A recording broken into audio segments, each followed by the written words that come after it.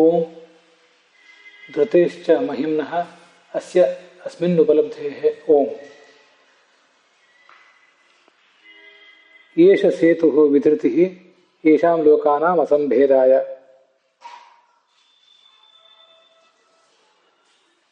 ಶ್ರೀ ಗುರುಭ್ಯೋ ನಮಃ. ಇದು 1ನೇ ಅಧ್ಯಾಯದ 3ನೇ ಪಾದದ 16ನೆಯ ಸೂತ್ರ. ದಹರಾಧಿಕರಣ ನಡೆದಿದೆ.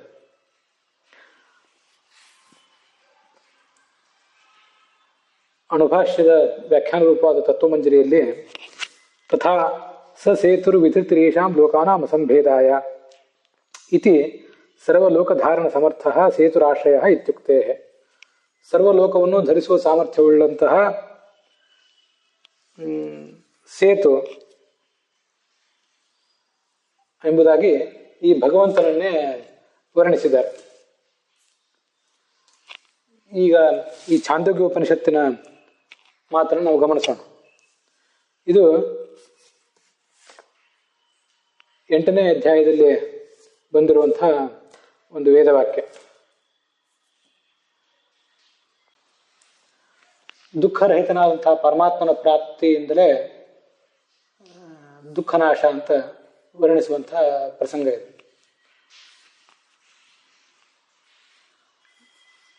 ಛಾಂದೋಗ್ಯ ಉಪನಿಷತ್ತಿನ 8ನೇ ಅಧ್ಯಾಯದ 4ನೇ ಪಾದದ 4ನೇ ಖಂಡದ 1ನೇ ಶ್ಲೋಕ ಏನದ ಅರ್ಥವನ್ನು ಹೇಳ್ತದೆ ಅನ್ನೋದನ್ನು ಗಮನಿಸೋಣ. ಹೃದಯಾಕಾಶದಲ್ಲಿರುವಂತಹ ಈ ಪರಮಾತ್ಮ ಈ ಲೋಕದೊಳಗೆಲ್ಲ ವ್ಯಾಪಿಸಿಕೊಂಡಿದ್ದಾನೆ. ಪ್ರತಿಯೊಂದು ಕೂಡ ಎಲ್ಲಿಯೂ ನಷ್ಟ ಆಗದೇ ಇರುವಂತೆ ಒಂದರೊಳಗೊಂದು ಸೇರಿಕೊಂಡು ಸ್ಫೋಟಿಸದಂತೆ ಅವುಗಳಿಗೆ ಆಶ್ರಯ ಕೊಟ್ಟಿದ್ದಾನೆ.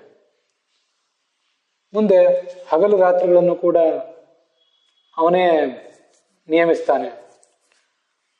ಆದರೆ ಹಗಲು ರಾತ್ರಿಗಳ ಪ್ರಭಾವ ಅವನ ಮೇಲೆ ಆಗೋದಿಲ್ಲ ಇತ್ಯಾದಿ ವರ್ಣನೆ ಮಾಡಿದ್ದಾರೆ.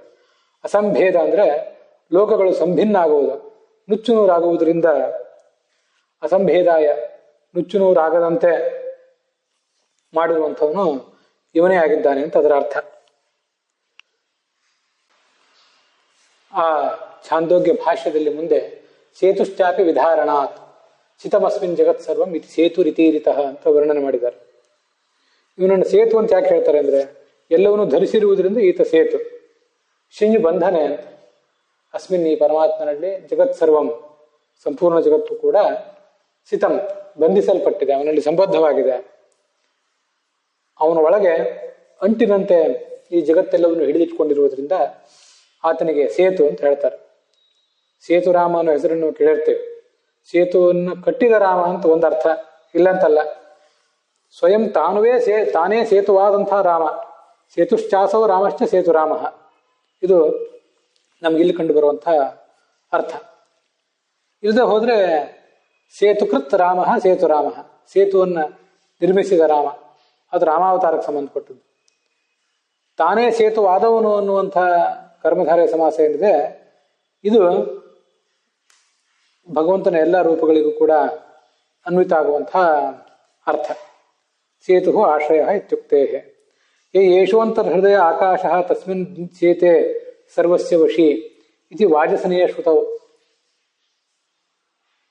ಇದು ಬೃಹದಾರಣ್ಯಕ ಉಪನಿಷತ್ತಿನ ಮಾತು. ವಾಜಸನೆಯ ಶ್ರುತಿ ಅಂದರೆ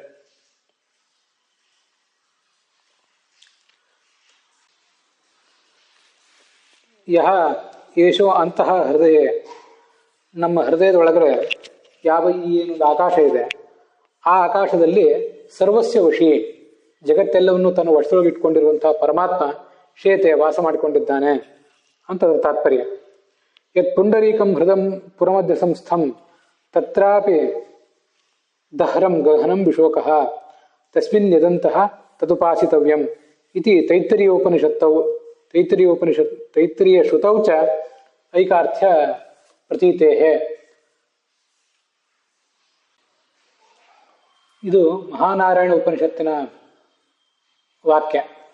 ಪ್ರಸಿದ್ಧೇಶ್ಚ ಅಂತ ಮುಂದೆ ಸೂತ್ರ ಇದೆ, 17ನೇ ಸೂತ್ರ, ಇದೇ ಅಧ್ಯಾಯದ್ದು.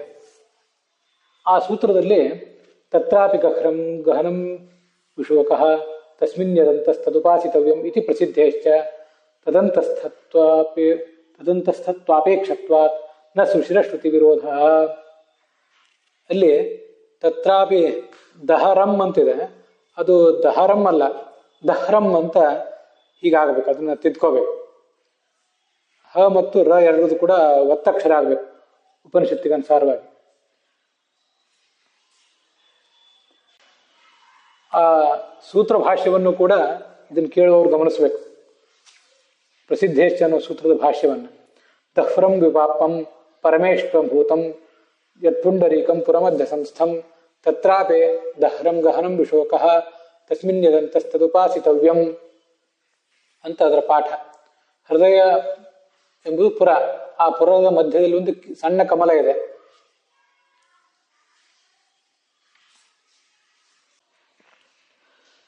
ಈ ಮಹಾನಾರಾಯಣ ಉಪನಿಷತ್ತಿನ ಮಂತ್ರವನ್ನ ಬ್ರಹ್ಮಸೂತ್ರ ಭಾಷ್ಯದಲ್ಲಿ 10ನೇ ಅನುವಾಕ 7ನೇ ಮಂತ್ರ ಅಂತ ಹೀಗೆ ಕೊಟ್ಟಿದ್ದಾರೆ. ಅನುವಾಕ ಅಥವಾ ಅಧ್ಯಾಯ, ಅದು ತಪ್ಪು ನಾನು ಹೇಳ್ತಿಲ್ಲ. ನಾನು ನೋಡ್ತಿರೋ ಪುಸ್ತಕದಲ್ಲಿ ಅದು 12ನೇ ಅನುವಾಕ ಮತ್ತು 16ನೇ ಮಂತ್ರ. ಅದಕ್ಕೆ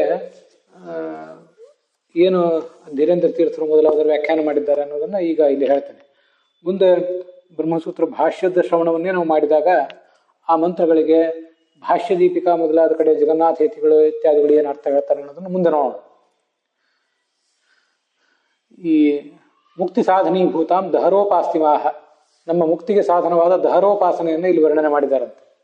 ಯದೇತ ಪುಂಡರೀಕಂ ಅಷ್ಟದಲ ಹೃದಯ ಕಮಲ ಹೃತ್ಕಮಲಮಸ್ತೆ, 8 ದಲಗಳನ್ನು ಒಳಗೊಂಡಂತಹ ಹೃದಯ ಕಮಲ ಇದೆ. ತತ್ ದಹ್ರಂ, ದಹ್ರ ಅಂದ್ರೆ ಅಲ್ಪ ಅಂತ ಅರ್ಥ. ದಹ್ರ ಅಂತ 2 ಅಕ್ಷರದ ಶಬ್ದ, ಅದು ದಹರ ಅಲ್ಲ. ದಹರಾಧಿಕರಣ ಅಂತ ನಾವು ಅದನ್ನ ಹೇಳ್ತೇವೆ ಅಷ್ಟೇ. ದಹರ ಉತ್ತರೇಭ್ಯ ಅಂತ ಅಲ್ಲಿ ಸೂತ್ರ ಇರೋದ್ರಿಂದ ಮೂಲ ಉಪನಿಷತ್ನಲ್ಲಿ ದಹ್ರ ಅಂತಾನೆ ಶಬ್ದ ಇದೆ. ಬ್ರಹ್ಮಸೂತ್ರ ಭಾಷ್ಯದ ಪುಸ್ತಕದಲ್ಲಿ ಎಲ್ಲಿಯಾದರೂ ಪರಮೇಷ್ಮ ಭೂತಂ ಅಂತಿದ್ರೆ, ಮೇ ಅಂತಿದ್ರೆ ಅದನ್ನು ತಿದ್ಕೊಳ್ಬೇಕು. ಅದು ಪರವೇಷ್ಮ ಭೂತಂ. ಪರ ಅಂದ್ರೆ ಸರ್ವೋತ್ತಮನಾದ ಪರಮಾತ್ಮ, ಅವನ ವೇಷ್ಮ ಅಂದ್ರೆ ಮನೆ ಅಂತ ಅದಕ್ಕೆ ಅರ್ಥ ಆಗ್ತದೆ. ಅದರ ಅರ್ಥವನ್ನ ಹೀಗೆ ಈಗ ನೋಡೋಣ. ಪರಸ್ಯ ಶ್ರೇಷ್ಠಸ್ಯ ಪರಮಾತ್ಮನಃ ವೇಷ್ಮಭೂತಂ ಗೃಹರೂಪಂ. ಇದು ಪುರ, ಇದು ಪುರಂ, ನಮ್ಮ ಶರೀರ ಅನ್ನೋದೊಂದು ಪುರ. ಶರೀರಸ್ಯ ಮಧ್ಯೆ ಕುಕ್ಷಿ ಉರಸೋಹ ಅಂತರ, ನಮ್ಮ ಹೊಟ್ಟೆ ಮತ್ತು ಎದೆಗಳ ನಡುವೆ ಈ ಕಮಲ ಅನ್ನುವುದಿದೆ. ಅಲ್ಲಿ ಇರುವುದರಿಂದಲೇ ವಿಪಾಪಂ, ಅಲ್ಲಿರುವ ಆಕಾಶವೂ ಕೂಡ ದೋಷರಹಿತವೇ. ಯಾಕೆ ದೋಷರಹಿತ ಅಂದ್ರೆ ಭಗವದ್ ಅಧಿಷ್ಠಾನಾದೇವ ಅಂತಾರೆ ಧೀರೇಂದ್ರ ತೀರ್ಥರು. ಭಗವದ್ ಅಧಿಷ್ಠಾನ ಆದ್ರಿಂದ ಅದು ದೋಷರಹಿತವಾಗಿದೆ. ಯತ್ ಪುಂಡರೀಕಂ ತತ್ರಾಪಿ ದಹ್ರಂ, ಆ ಕಮಲವೇ ಸಣ್ಣದು, ಅದರೊಳಗೆ ದಹ್ರಂ ಸ್ವಲ್ಪಂ ಗಗನ ಆಕಾಶವೇ ಬರ್ತತೆ. ಸ್ವಲ್ಪ ಅಲ್ಲೊಂದು ಸಣ್ಣ ಆಕಾಶವಿದೆ. ತಸ್ಮಿನ್ ಗಗನೆ, ಆ ಆಕಾಶದಲ್ಲಿ ವಿಶೋಕಂ ದುಃಖಾದಿ ದೋಷರಹಿತನಾದ ಇರು ಪರಮಾತ್ಮ ಅಲ್ಲಿದ್ದಾನೆ. ಬ್ರಹ್ಮರೂಪಂ ಅಂತರಾತ್ಮಾಖ್ಯಂ, ಅಂತರಾತ್ಮ ಎಂಬ ಹೆಸರಿನ ಪರಮಾತ್ಮ ಅಲ್ಲಿದ್ದಾನೆ. ತದ್ ಉಪಾಸಿತವ್ಯಂ, ಎಲ್ಲರೂ ಕೂಡ ಅದನ್ನ ಉಪಾಸಿಸಬೇಕು. ಆತ್ಮಾಂತರಾತ್ಮೇತಿ ಹರಿಹಿ ಏಕೈವ ದ್ವಿಧಾ ಸ್ಥಿತಃ ಅಂತ ಬ್ರಹ್ಮಸೂತ್ರ ಭಾಷ್ಯದಲ್ಲಿ ಮುಂದೊಂದು ಶ್ಲೋಕ ಹೇಳ್ತಾರೆ. ಆತ್ಮ ಅಂತರಾತ್ಮ ಅಂತ 2 ರೂಪಗಳು ಪರಮಾತ್ಮನಿಗೆ. ಆ ರೂಪಗಳಿಂದ ಅವನು ನಮ್ಮ ಶರೀರದೊಳಗಿದ್ದಾನೆ ಅಂತ ಅದರ ತಾತ್ಪರ್ಯ.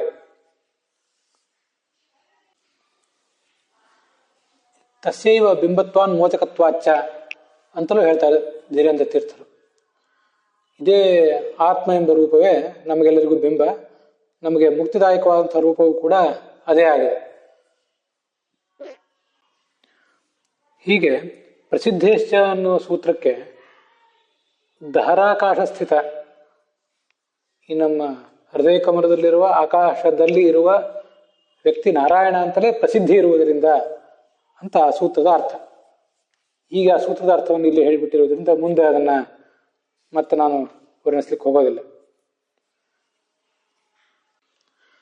ಅಣುಭಾಷ್ಯದಲ್ಲಿ ತತ್ವಮಂಜರಿಯಲ್ಲಿ ರಾಘವೇಂದ್ರ ಸ್ವಾಮಿ ಹೇಳ್ತಾರೆ, ತತ್ರಾಪಿ ದಹ್ರಂ ಗಹರಂ ವಿಶೋಕಃ ತಸ್ಮಿನ್ ಯದಂತಸ್ತದುಪಾಸಿತವ್ಯಂ ಇತಿ ತೈತ್ರೀಯ ಶ್ರುತವು ಅಂದ್ರೆ ಮಹಾನಾರಾಯಣ ಉಪನಿಷತ್ ವಾಕ್ಯದಲ್ಲಿ ಐಕಾರ್ಥ್ಯ ಪ್ರತೀತೇಹೆ, ಎರಡೆಲ್ಲ ವೇದವಾಕ್ಯಗಳಿಗೆ ಯಯೋಷೋಂತರ್ ಹೃದಯೇ ಆಕಾಶ ತಸ್ಮಿನ್ ಚೇತಿ ಸರ್ವಸ್ಯ ವಶಿ ಅಂತ ಬೃಹದಾರಣ್ಯಕದ ಮಾತಿಗೂ ಮಹಾನಾರಾಯಣ ಉಪನಿಷತ್ತಿನ ಮಾತಿಗೂ ಎಲ್ಲದಕ್ಕೂ ಕೂಡ ಒಂದೇ ಅರ್ಥ ನಮಗೆ ಪ್ರಾಪ್ತ ಆಗ್ತದೆ.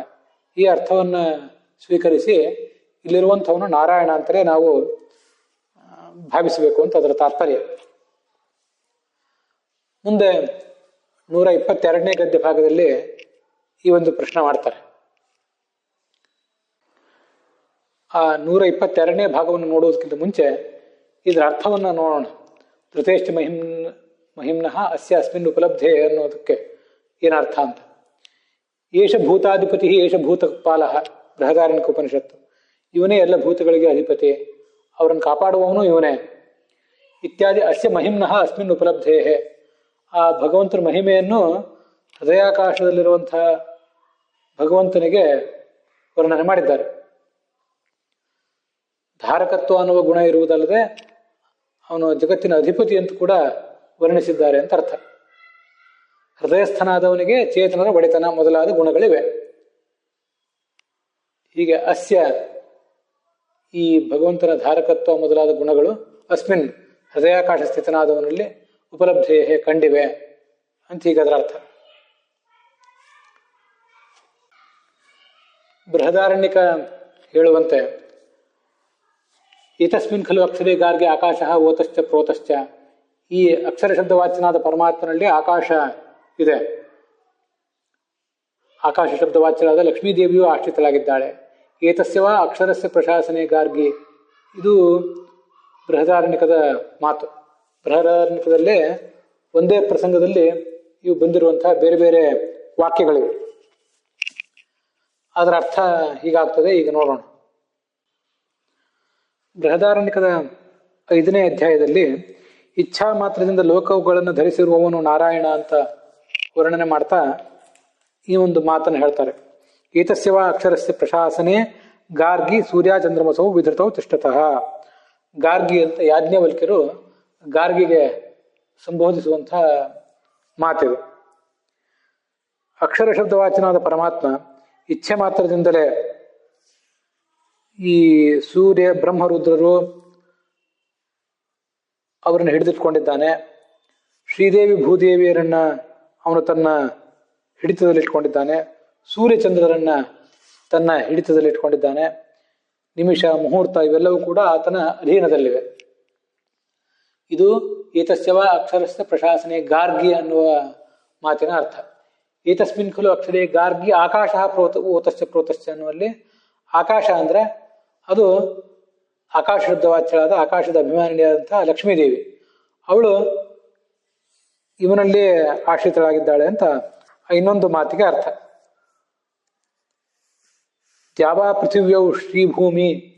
ದ್ಯಾವಾ ಪೃಥಿವಿಯರು ಅಂದ್ರೆ ಶ್ರೀ ಮತ್ತು ಭೂಮಿಯರೇ, ಅವರು ಇವನನ್ನ ಆಶ್ರಯಿಸಿಕೊಂಡಿದ್ದಾರೆ. ಬೃಹದಾರಣ್ಯಕದ 5ನೇ ಅಧ್ಯಾಯದ ಅಕ್ಷರ ಬ್ರಾಹ್ಮಣದ ಕೊನೆಗೆ ಬರುವಂಥ ಸಂಗತಿಗಳಿವು. ಮಹಾನಾರಾಯಣ ಉಪನಿಷತ್ತು ಕೂಡ ಹೀಗೆ ಹೇಳ್ತದೆ. ಸಹಿ ಸರ್ವಾಧಿಪತಿ ಸಹಿ ಸರ್ವಪಾಲ. ಅವನೆಲ್ಲದಕ್ಕೂ ಒಡೆಯನಾಗಿದ್ದಾನೆ, ಎಲ್ಲದಕ್ಕೂ ರಕ್ಷಕನೂ ಆಗಿದ್ದಾನೆ. ಸ ಈಶಃ ಸ ವಿಷ್ಣು ಪತಿಂ ವಿಶ್ವಸ್ಯಾತ್ಮೇಶ್ವರಂ. ವಿಶ್ವಸ್ಯ ಈಶ್ವರಂ, ವಿಶ್ವಕ್ಕೆಲ್ಲದಕ್ಕೂ ಕೂಡ ಅವನು ಈಶ್ವರನಾಗಿದ್ದಾನೆ. ಇತ್ಯಾದಿ ಶ್ರುತಿಭ್ಯ ತಸ್ಯ ಹಿ ಏಷ ಮಹಿಮಾ. ಸರ್ವಧಾರಕತ್ವ ಅನ್ನೋದು ಭಗವಂತನ ಮಹಿಮೆ ಹೊರತು ಬೇರೆ ಯಾರ ಮಹಿಮೆಯೂ ಕೂಡ ಇದಲ್ಲ. ಸರ್ವೇಶೋ ವಿಷ್ಣುರೇವೈಕೋ ನಾನ್ಯೋಸ್ತಿ ಜಗತೀಪತಿ ಇತಿಸ್ತಿ ಸ್ಕಾಂದೆ. ಸ್ಕಂದ ಪುರಾಣದಲ್ಲಿ ಸರ್ವೇಶ್ವರನಾದವನು ಪರಮಾತ್ಮ ಅಂತಲೇ ವರ್ಣನೆ ಮಾಡಿದ್ದಾರೆ. ಇದು ಸ್ಕಂದ ಪುರಾಣದ ಮಾತನ್ನು ಆಚಾರ್ಯ ಉದ್ಧರಿಸಿದ್ದು. ಅದು 16ನೇ ಸೂತ್ರದ ವಿವರಣೆ ಆಯಿತು. 17ನೇ ಸೂತ್ರದ ವಿವರಣವನ್ನು ಪ್ರಸಿದ್ಧೇಶ ಅನ್ನೋ ಸೂತ್ರದ ವಿವರವನ್ನು ಕೂಡ ಈಗಾಗಲೇ ಇದೇ ಭಾಗದಲ್ಲಿ ನಾವು ನೋಡಿ ಮುಗಿಸಿದ್ದೇವೆ. ಮುಂದಿನ 122ನೇ ಗದ್ಯ ಭಾಗ ತತ್ವಮಂಜರಿಯನ್ನು ನಾಳೆ ದಿವಸ ನಾವು ಶ್ರವಣಕ್ಕೆ ತಂದುಕೊಳ್ಳೋಣ. ಇಲ್ಲಿ ಈ ಭಾಗ ಸಮಾಪ್ತವಾಗಿದೆ.